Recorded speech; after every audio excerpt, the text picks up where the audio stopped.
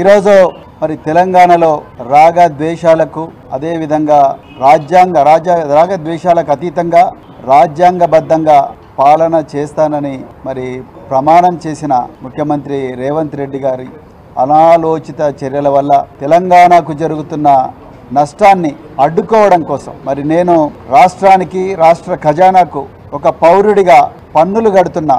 నా పన్నుల రూపంలో రాష్ట్రానికి వస్తున్న ఆదాయం నుండి గత బీఆర్ఎస్ ప్రభుత్వం ఆ ఆదాయాన్ని మరింత పెంచడం కోసం, ఈ రాష్ట్ర బాగోగుల కోసం, ఈ రాష్ట్రంలో ఒక గొప్ప ఇండస్ట్రీని పెట్టడం కోసం, వేలాది మందికి ఉద్యోగాలు వచ్చే విధంగా, లక్షలాది కోట్లాది రూపాయల రెవెన్యూ ఇచ్చే విధంగా ప్లాన్ చేయడం కోసం మొబిలిటీ వ్యాలీ అనే ఒక కార్యక్రమం పెట్టడానికి సంకల్పించిండ్రు.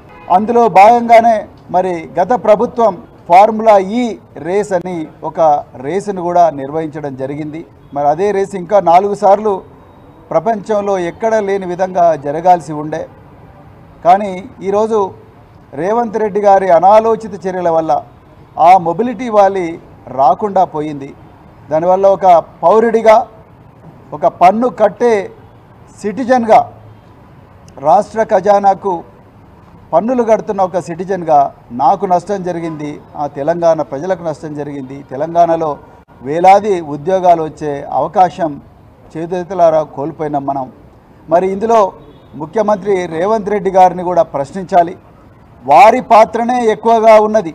వారి పాత్ర మరి ప్రభుత్వం, ఆనాటి ప్రభుత్వం ఈ రాష్ట్రాన్ని గొప్పగా తీర్చిదిద్దాలి, లక్షలాది మందికి, వేలాది మందికి ఉద్యోగాలు ఇవ్వాలి అన్న సంకల్పంతో మరి గొప్ప పెట్టుబడి పెడితే ఆ పెట్టుబడి నీరుగారే విధంగా ఇవాళ ముఖ్యమంత్రి మరి వ్యవహరించారు. ఆ సందర్భంగా మరి నేను ఇవాళ నార్సింగి పోలీస్ స్టేషన్లో మరి ముఖ్యమంత్రి గారిని మీద కూడా కేసు పెట్టాలని చెప్పేసి మరి మొత్తం కూడా రీసెర్చ్ చేసి ఆ సమాచారాన్ని సేకరించి ఆ సమాచారాన్ని నా ఫిర్యాదులో పొందుపరిచి ఇవాళ నార్సింగి పోలీస్ స్టేషన్లో నేను, నాతో పాటు ముషీరాబాద్ ఎమ్మెల్యే గారు, గౌరవ పెద్దలు మరి ముఠా గోపాల్ గారు, అదేవిధంగా మరి ఎమ్మెల్సీ నవీన్ కుమార్ రెడ్డి గారు, అదేవిధంగా మాజీ కార్పొరేషన్ చైర్మన్లు వాసుదేవరెడ్డి గారు, రాకేష్ గారు, మేమందరం కలిసి ఇవాళ మరి నార్సింగి పోలీస్ స్టేషన్లో కంప్లైంట్ ఇవ్వడానికి పోతున్నాం.